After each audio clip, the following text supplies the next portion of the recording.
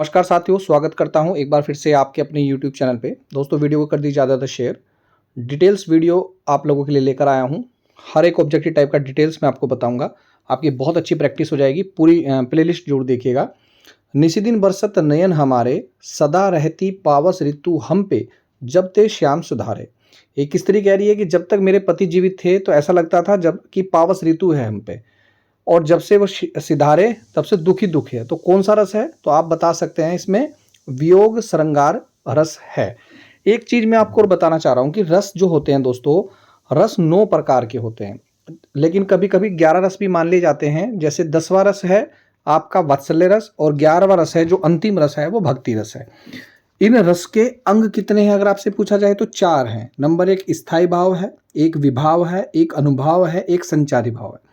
अगर आपसे पूछा जाए कि संचारी भाव कितने हैं, एग्जाम में पूछा जाता है, तो आप कितने कहेंगे? 33 है। तो इस टाइप से क्वेश्चन आते हैं, ध्यान रखिएगा। नेक्स्ट चलते हैं। 3 बेर खाती है, वो 3 बेर खाती में कौन सा अलंकार है? देखिए दोस्तों, ऑनलाइन क्लास भी चल रही है, नोट्स भी आप परचेज कर सकते हैं। 3 बेर ऐसे बोलते हैं ना, 3 बार, तो 3 बेर, यहां भी 3 बेर। जब एक शब्द 2 बार आए सेम सेम, लेकिन हर बार उसका अर्थ अलग हो, तो वहां कौन सा अलंकार होगा दोस्तों? यहां पर होगा यमक अलंकार। जैसे अगर मैं एक और आपको बोल दूं एग्जांपल, काली घटा का घमंड घटा। काली घटा, घटा भी 2 बार आया, काली घटा का घमंड घटा, तो एक शब्द 2 बार आ रहा है और दोनों बार यदि उसका अर्थ अलग अलग हो तो वहां होता है यमक अलंकार। और यदि एक शब्द एक ही बार आए, शब्द एक ही बार आएगा पर हर बार उसका अर्थ अलग हो, वहां होता है श्लेष अलंकार। और अनुप्रास अलंकार वहां होता है जब व्यंजन की आवृत्ति बार बार हो। ठीक है दोस्तों, नेक्स्ट चलते हैं। यह बैग सचिव महोदय तक पहुंचाओ, अर्थ के आधार पर वाक्य है। कौन सा वाक्य है? देखिए, वाक्य कल भी पढ़ाया था, वाक्य 8 प्रकार के होते हैं। इस वाक्य को पढ़ते हुए आपको कहीं ना कहीं लग रहा होगा कि मुझे आज्ञा दी जा रही। जिस वाक्य में आपको आज्ञा लग रही है वो आज्ञावाचक है, जिसमें प्रश्न पूछा जाए वो प्रश्नवाचक वाक्य है, जिसमें इच्छा, जैसे मैं कहूं तुम सब परीक्षा में पास हो, तुम सब परीक्षा में सफल हो जाओ, तुम सबकी नौकरी लग जाए, तो वो सब इच्छावाचक वाक्य है। ध्यान रखिएगा। क्वेश्चन नंबर 44, अशुद्ध वाक्य शब्द चुनिए कि कौन सा इसमें अशुद्ध है। तो इसका आंसर हो जाएगा दोस्तों अशुद्ध अनुप्रस ग्रहित। ये गलत है, अशुद्ध शब्द है। रजनीश का सही संधि विच्छेद क्या है? रजनीश, रजनी प्लस ईश, ये इसका शुद्ध सही संधि विच्छेद है। विसर्ग संधि आप ध्यान से समझिए, संधि अगर पेपर में आ जाएगी, संधि होती क्या है? तो ध्यान रखिए, संधि जो होती है दोस्तों, 2 स्वर यानी कि वोवेल्स के मेल को बोलते हैं आपकी संधि। और संधि कितने प्रकार की होती है? तो मुख्य रूप से 3 ही प्रकार की संधि होती है। नंबर 1, माफी चाहूंगा दोस्तों, 5 प्रकार की संधि होती है।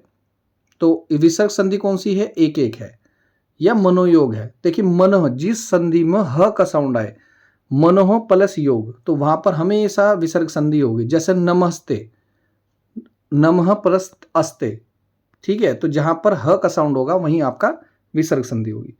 प्र उपसर्ग शब्द बने हैं जिसमें प्र आएगा।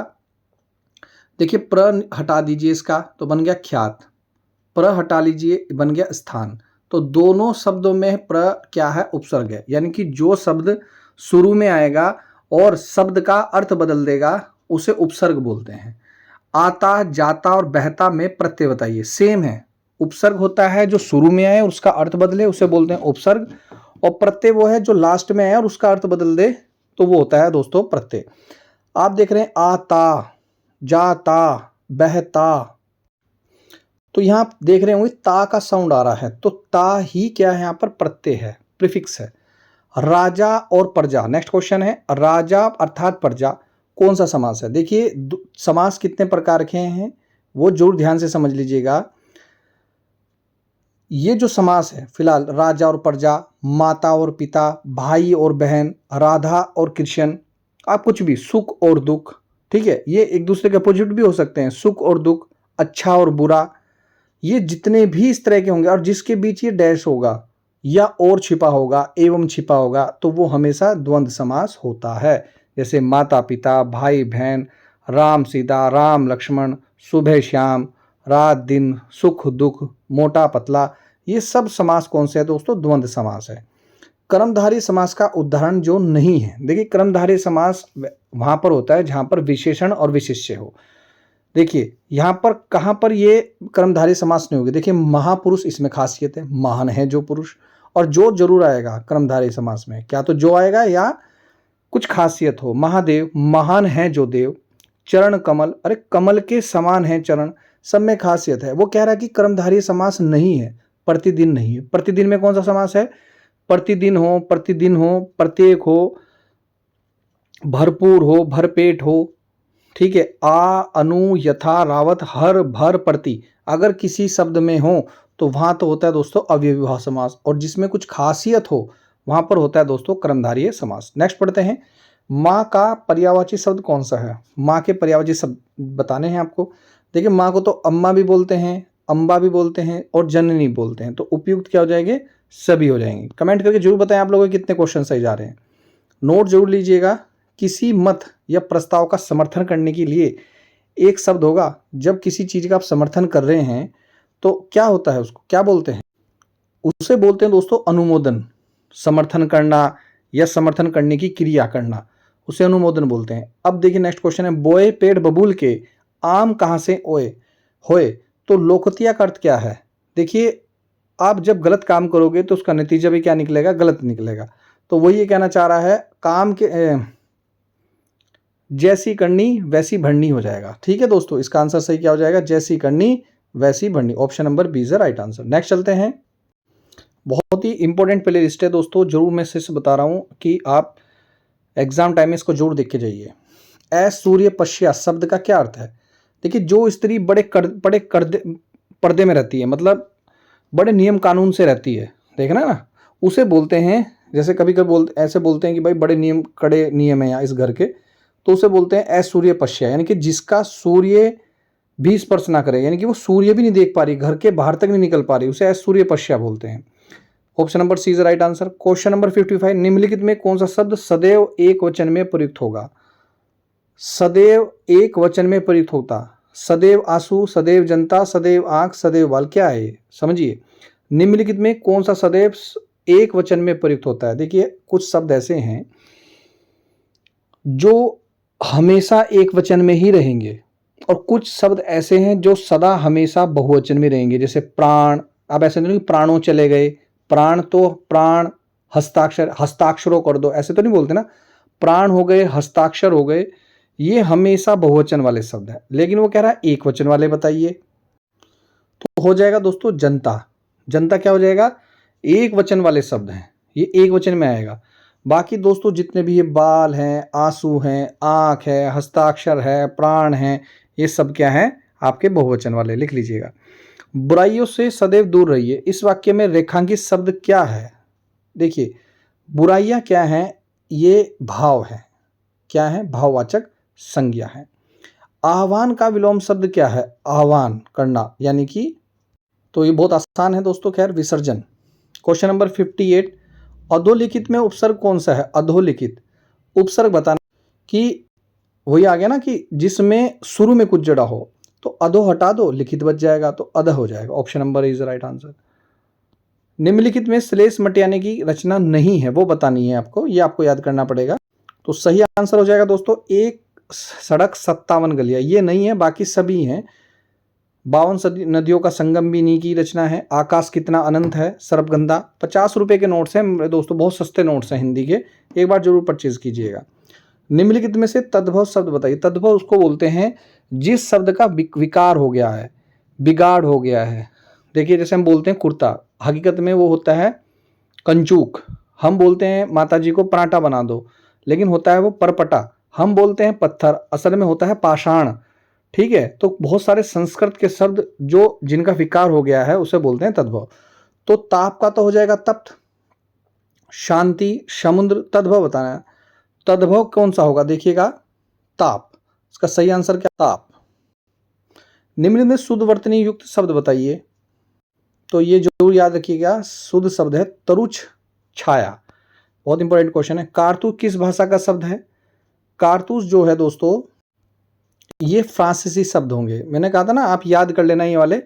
मैं पुर्तगाली के सारे शब्द एक बार में बता देता हूं, जैसे चाबी, ताला, अलमारी, कुर्ता, अनानास, पपीता, कुर्ता, संतरा, बाल्टी, गमला, ये हो गए पुर्तगाली। अरबी के अजब, अजीब, ईमान, अकल, अदालत, फैसला, और फ्रांसीसी के ये है कारतूस है। हम बड़ों का आदर करते हैं, इस वाक्य का प्रकार क्या है? हम बड़ों का आदर करते हैं। ये आज्ञा दी जा रही क्या इस वाक्य में? नहीं। इच्छा व्यक्त की जा रही है? नहीं। संकेत है क्या? संकेतवाचक है या निश्चयार्थक है? भाई निश्चयार्थक ही तो होगा। तो सही आंसर हो जाएगा दोस्तों निश्चयार्थक वाक्य। नेक्स्ट क्वेश्चन है 64। माला फेरत जुग भया, गया ना मन का फेर, कर का मन का डारी, मन का फेर। देखिए मन का फेर और मन का फेर, ये क्या है भाई साहब? ये आप देखते हो जो माला फेरते हैं ना, एक दाने को बोलते हैं मन का, कि एक मन का फेर लिया, फिर 2, फिर 3, 108 मन के होते हैं। और एक होता है आपके मन का, जो आपके मन में जो चल रहा है उसका मन का फेर। तो सेम दो शब्द आ रहे हैं और हर 2 बार उनका अर्थ अलग हो रहा है। अभी क्या बताया था? ये मकलंकार होगा। नेक्स्ट है क्वेश्चन नंबर 65। सेना का पर्यायवाची कौन सा है? सेना का पर्यायवाची होगा दोस्तों कटक। निम्नलिखित में महादेवी की रचनाओं का प्रकाशन का सही क्रम बताना है, रट लेना। सही आंसर होगा दोस्तों निहार, रश्मि, निर्जा, सांध्य, गीत, इसका सही होगा। पहले निहार था, फिर निर्जा थी, फिर सांध्य थी, ऐसे याद कर लेना। द्रौपदी का चीर होना मुहावरे का क्या अर्थ है? बढ़ा चढ़ाकर कह देना। ठीक है, किसी बात को आप बढ़ा चढ़ाकर कहते हैं तो कहते हैं द्रौपदी का चीर हो गया। अनुस्वार को क्या कहते हैं? अनुस्वार को इसे बोलते हैं दोस्तों अयोगवाह। जिसका योग ही ना हो उसे बोलते हैं अयोगवाह, और उसको भी बोलते हैं अनुस्वार। निम्नलिखित में से उपशित व्यंजन कौन से हैं? भाई बहुत इंपॉर्टेंट है, यूके ट्रिपल एससी का सबसे मोस्ट इंपॉर्टेंट क्वेश्चन है, हर एक एग्जाम में मिलेगा। ट और ढ। ठीक है। वर्ण व का उच्चारण स्थान कौन सा है? वह, कि जो वह है वो दंत से भी वो बोला जाता है और ओष्ठ दोनों का यूज किया जाता है, इसलिए दंतोष्टी उसको व्यंजन को बोलते हैं। मगही किस उपभाषा की बोली है? मगही, मगही है दोस्तों आपकी बिहारी। तो जैसे पूर्वी हिंदी की आ जाए तो इसका पासवर्ड याद कर लेना, ए बै छ अवज। तो अवधी हो गई, बंगेली हो गई, छत्तीसगढ़ी हो गई, ये तो है पूर्वी हिंदी के।